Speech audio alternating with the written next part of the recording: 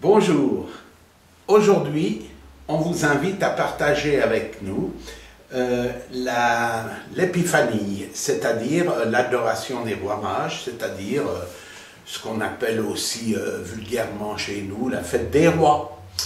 Alors pour cela, parce que c'est une véritable épiphanie, c'est-à-dire c'est une véritable manifestation, eh bien la manifestation que nous avons à vous dire aujourd'hui, c'est que dorénavant, nous allons avoir une nouvelle chaîne et que cette chaîne s'appellera Felice Brancacci et Palastrozzi.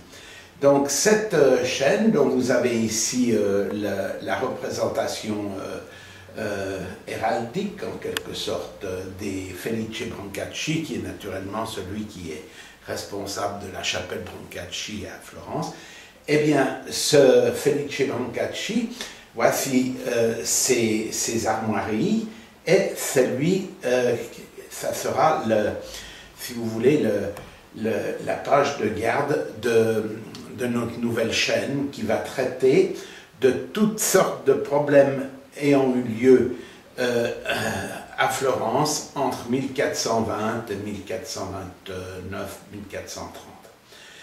1429-1430. Aussi aujourd'hui pour cette épiphanie, vous voyez, on a du thé, on a des fruits, et ici nous avons fabriqué les gâteaux de roi. Donc nous les avons faits en fonction d'une recette florentine de l'époque, donc de 1423, dont on vous donnera les ingrédients tout à l'heure. Mais pour commencer, nous aimerions donc vous dire qu'un ensemble de photos vont vous être présentées pour que vous puissiez apprécier un travail très généreux et très intéressant fait par le peintre Fabriano, une commande faite par les Palastrozzi de Florence concernant l'adoration des rois mages, et cette adoration des rois mages qui était au début dans cette église qui est là, c'est-à-dire l'église Sainte-Trinité. Cette église Sainte-Trinité de Florence accueillait cette représentation des rois mages dont nous allons vous donner toutes sortes de détails, parce que les Palastrozzi avaient dans cet immeuble une chapelle, ils avaient même la chapelle de la sacristie, et c'est dans cette chapelle qu'était disposé ce retable. Donc voilà la chapelle à Florence, voilà la chapelle à l'intérieur, voilà non seulement la chapelle, mais la basilique de la Sainte Trinité à Florence. Vous voyez que c'est un bel immeuble avec des belles proportions architecturales, avec des chapelles latérales chaque fois. Alors, voilà le retable qui était à l'époque dans la sacristie. Il fait environ 3 mètres de haut et 2 mètres 20 de large. C'était une belle pièce artistique que vous pouvez encore voir si vous allez à Florence, puisqu'elle est déposée aux offices, c'est-à-dire près de la seigneurie. Vous trouverez tout cela si vous allez là-bas. Ce que nous aimerions vous montrer, c'est les détails intéressants de cette adoration des rois mages. Ici, vous voyez l'ensemble, n'est-ce pas? Vous voyez tout l'ensemble sur lequel nous reviendrons d'ailleurs. Alors, au centre, vous avez représentés les deux Strozzi, ici Palastrozzi, ici Lorenzo Strozzi, et ici vous pouvez voir comme ils sont bien habillés, c'est eux qui ont commandé et qui ont payé ce retable. Donc voilà maintenant le détail de ce qui est au centre du retable, c'est-à-dire vous avez ici Melchior, Gaspard et Balthazar, le Christ, on aurait dû commencer par lui, le Christ, sa mère Marie, son père Joseph et l'étable.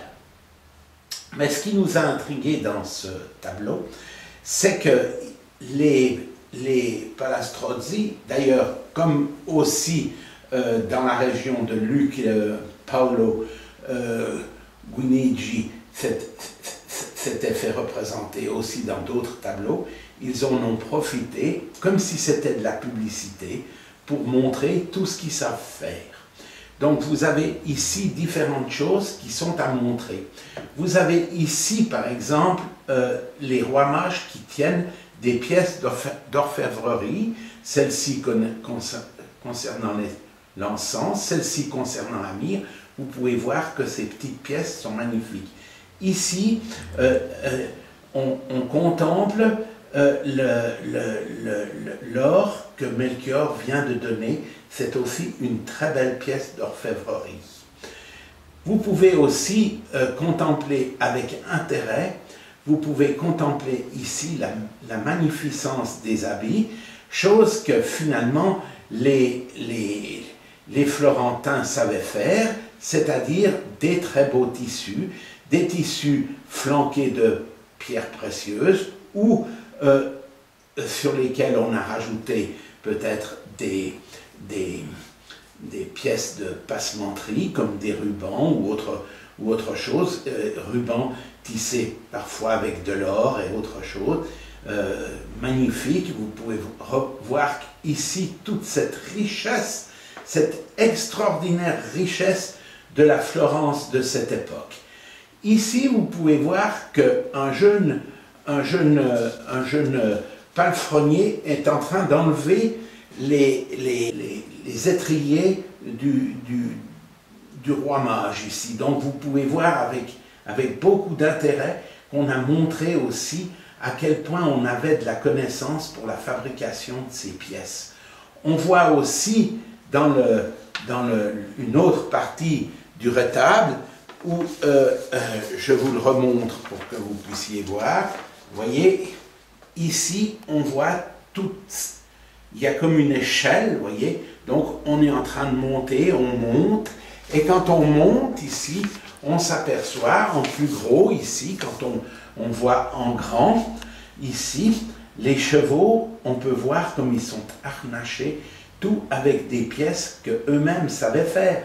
Avant qu'il y ait Hermès qui fasse des selles de chevaux, les selles étaient faites là-bas. Regardez la beauté de ces animaux, comme ils sont bien harnachés, regardez comme ils sont beaux. Voilà les trois rois mages qui montent, on voit ça, c'est très très beau. On voit qu'il y a un travail magnifique.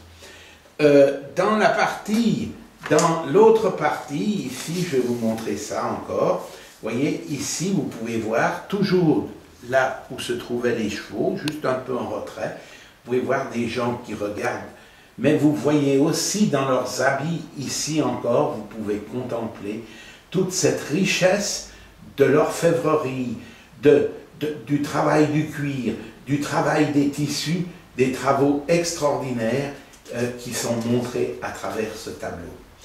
Dans le cadre de ce que nous avons dit, avec le retable, vous avez vu qu'il y a d'une part ici encore des petites scènes. Donc ces petites scènes, nous les avons agrandies pour bien les voir. Ici, cette petite scène de gauche, la petite scène de gauche, vous pouvez voir qu'il s'agit d'une crèche. C'est aussi très intéressant la façon dont c'est fait. On voit ici l'enfant sur lequel souffle l'œuf, l'âne et le bœuf. Voilà Marie qui est habillée d'ailleurs en bleu, très belle. Voici Joseph, voilà, un décor tout extraordinaire, des bergers un peu fatigués qui regardent, etc., qui regardent la scène. Voilà la deuxième partie qui est naturellement Jésus doit fuir à cause d'Hérode, donc il fuit en Égypte, donc ça c'est la fuite vers l'Égypte. On voit que Marie est sur l'âne et ils sont dans cette fuite d'Égypte, toujours très intéressant. Malheureusement, dans ces parties-là, on montre moins la richesse de Florence. Mais ici, on arrive après, quand on va présenter l'enfant, quand on le présentera après, voilà, il sera ici présenté. C'est la présentation de l'enfant au grand prêtre de l'Église. Ma foi, il faut aussi expliquer ici, donc, dans cette partie-là, on doit quand même expliquer que Melchior apporte l'or, donc, ce faisant, il considère le Christ comme un roi, donc c'est sa puissance temporelle, il est là. Lui, il apporte l'encens qui est en fait le fait que Gaspard considère le Christ comme un grand prêtre, comme descendant de Melchizedek, c'est très important, il va lui donner l'encens. Quant à Balthazar, lui, il va offrir la myrrhe qui est une substance, une gomme d'incorruptibilité, donc il va offrir ceci à Jésus en le reconnaissant ainsi comme un Dieu. Donc tout est représenté ici, donc c'était important de vous le dire, puisque après ici on le présente, il commence sa petite vie d'enfant.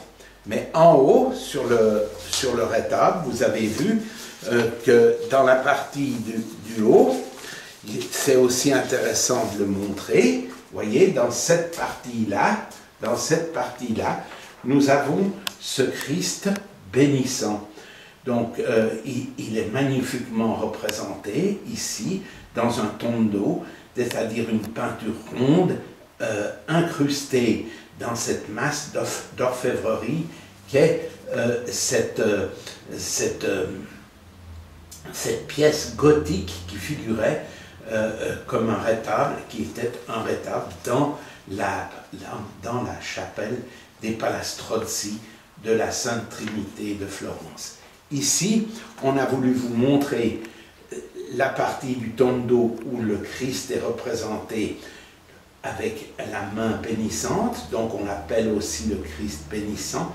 On peut voir aussi la qualité du chef-d'œuvre de Fabriano et contempler à quel point il a su d'une manière extraordinaire représenter cette main bénissante et celle-ci aussi main apaisante. Voilà ce que nous avions à vous montrer aujourd'hui. Nous allons garder cette figure pour l'ensemble des choses que nous avons mises ici, car ici nous avons essayé de reproduire le gâteau des rois tel qu'il était conçu à l'époque de 1423 à peu près en Toscane. Nous l'avons fait avec de la farine de pois chiche et un peu de farine de froment, ceci en vue de représenter l'incorruptibilité et la transsubstantation, c'est-à-dire de montrer que c'est le corps du Christ qui est quand même représenté. On a aussi rajouté les amandes qui représentent dans ce cas-là l'encens, c'est-à-dire que le Christ après très souvent sera représenté dans une mandorle. Donc l'amande est la représentation de son côté prêtre et enseignant, qui va nous enseigner certaines choses très importantes qui sera relevées par les évangélistes. Et ici, quand nous mangerons ces gâteaux, nous pourrons, au moment où nous aurons coupé le gâteau, vous voyez, je le coupe, et ensuite je fais, comme avec un gâteau, je coupe un petit morceau, et je peux ajouter sur ce gâteau le miel qui est la représentation de l'or donné par Melchior lors de cette représentation des mages. Voilà, et ici nous avons prévu de pouvoir arroser tout ça d'un peu de thé, comme nous l'avons déjà une fois montré. m'excuser parce que comme je ne vois pas bien, je verse un peu n'importe comment, mais je veux servir le thé. Voilà. Et nous pouvons maintenant déguster. Voyez qu'on a fait, on a voulu montrer aussi une certaine richesse de tout cela. Et nous terminerons avec cette très belle représentation des trois rois mages qui s'en vont et qui suivent la lumière, parce que c'est aussi la fête de la lumière. C'est une des fêtes de l'épiphanie est aussi à regarder comme étant une fête de la lumière, puisqu'il a suivi l'étoile. Donc on suit cette lumière. N'oubliez pas que la lumière d'une étoile met des milliers d'années pour arriver jusqu'à nous, et que c'est donc une lumière extraordinaire qu'ils ont suivie en suivant l'étoile pour venir jusqu'à Bethléem, s'agenouiller devant le Christ dans sa grande manifestation de l'épiphanie. Voilà, c'était pour vous, en espérant que ça vous fasse plaisir d'avoir vu tout cela, et que lors de votre prochain voyage à Florence, vous irez voir ce magnifique rétable aux Uffizi. Voilà, bien à vous.